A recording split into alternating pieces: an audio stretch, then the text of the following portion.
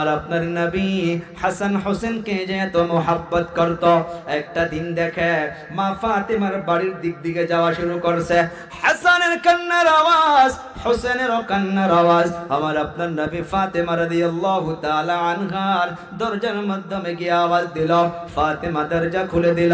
দরজা খুলে দেওয়ার পর আমার আপনার নবী প্রশ্ন করে, ও আম্মা জান, হাসান হোসেন কেন কান্না করে?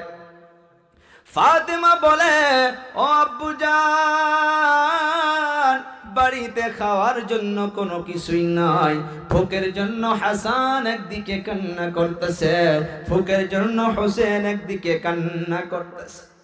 আমার আপনার নবী নাতির মোহাব্বতে হারে ডাক দিল হোসেনকে, হোসেন আয় আয়, এদিকে আয়।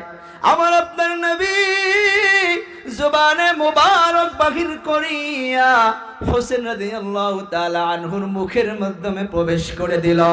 যেমন করে ছোট বাচ্চাগুলো দুধ পান করে মায়ের বুক থেকে, এমন করে হোসেন আমার আপনার নবীর জবানে মুবারকটা চোষা শুরু করলো।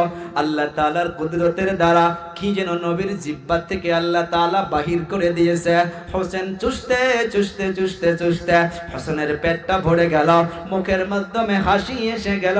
আমার আপনার নবী হোসেনকে বলল, তুমি সরে যাও। সুবহানাল্লাহ বলি।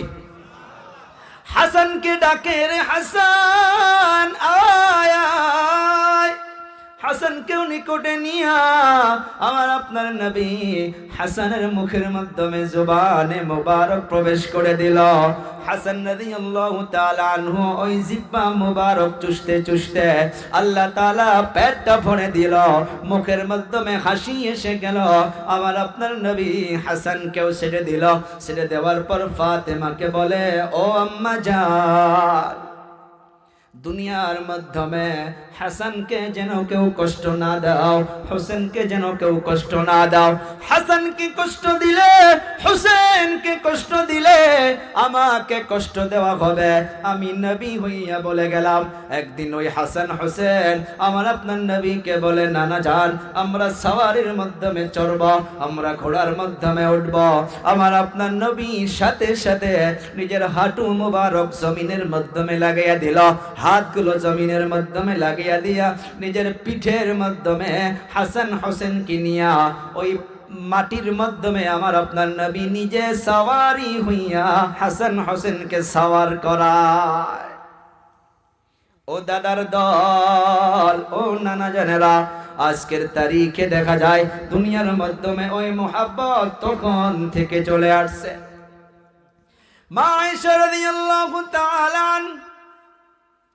আমার আপনার নবীকে বারবার দেখেছে যে কোন সময় যেমন করে খাদিজার কথা মনে করেছিল, এমন করে কোন সময় হাসান হোসেনের কথা বলে বলে নবী চোখের পানি ছেড়ে দিয়েছিল, এত মোহাব্বত করত।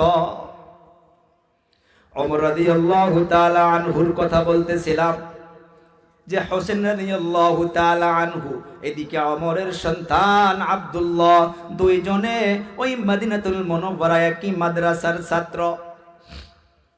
হোসেন রাদিয়াল্লাহু তাআলা আনহু হাত থেকে বারবার কলমটা ফালাইয়া দেয়, আর আব্দুল্লাহকে বলে কলমটা তুলে দাও।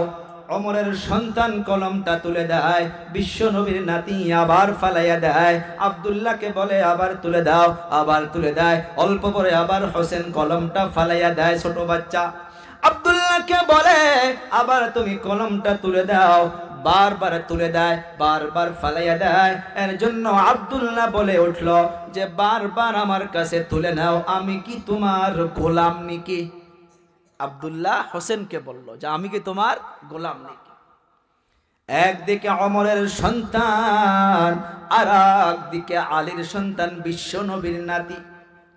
যখনই হোসেনকে বলল যে আমি কি তোমার গোলাম নাকি, হোসেন রাদিয়াল্লাহু তাআলা আনহু জবাব দিয়া বলল, শুধু তুমি গোলাম নও, তুমি গোলামের বাচ্চা গোলাম। ওমরকে গোলাম বলে দিল। আব্দুল্লাহর মাথা নষ্ট হইয়া গেল। কিতাব তাড়াতাড়ি তুলে ব্যাগের মাধ্যমে ভরাইয়া নিয়া বাড়ির দিকে রওনা হইয়া গেল। ও আব্বুজান, আর আমি মাদ্রাসায় যাব না। কেন?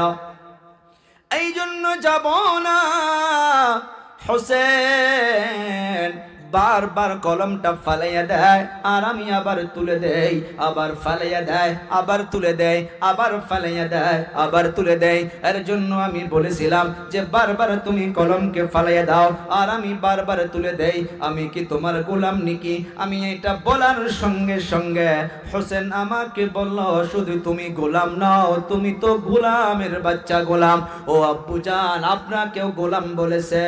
এর বিচার যতক্ষণ পর্যন্ত হবে না, তার একদিন আগেও আমি মাদ্রাসায় যাব না।